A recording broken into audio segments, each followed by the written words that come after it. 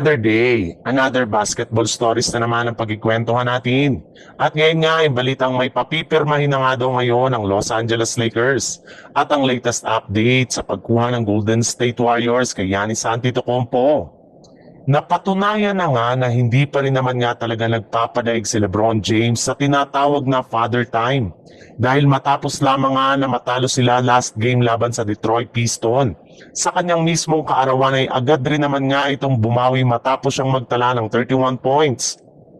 9 rebounds at 6 assists sa kanyang napaka-efficient na 12 out of 18 shooting sa field goal.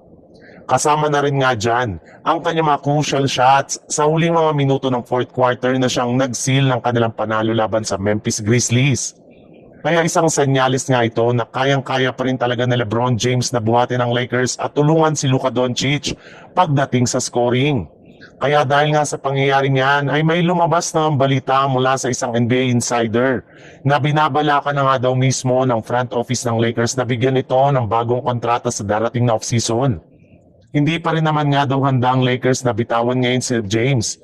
Kahit man tumatanda na ito, kaya plano nga nila na panatiliin itong muli sa mga susunod na taon hanggat gusto pa nitong maglaro sa loob ng NBA. Sa ibang balita naman, kahit man nga nagagawa na ng Golden State Warriors na makakuha ng panalo, ay hindi pa rin nga nila dito pinaglalaro ang kanilang batang player na si Jonathan Kuminga na na-DNP ng ilang beses sa kanilang mga nakalipas na laro ngayong regular season. Ang huling game pa nga nito ay sa kanilang game laban sa Phoenix Suns kung saan nakakuha lang siya dito ng 10 minutes na playing time. And since nga epektibo ang kanilang kasalukuyang rotation nang wala si Kuminga, ay may ilang mga analyst na nga nagsabi na tapos na nga daw ang Warriors sa pagpapanatili nila dito sa kanilang lineup.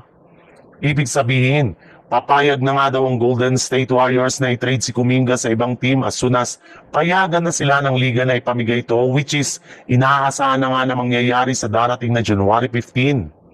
Mas matalino nga kung gagamitin na lamang nila ito bilang trade asset para makakuha ng mga bagong players na sure na makakatulong kay Stephen Curry. Kaya pwede na nga daw itong gamitin para masungkit ang matagal na nilang target na si Giannis Antetokounmpo na inamin na rin naman nga na gustong maglaro para sa Golden State Warriors.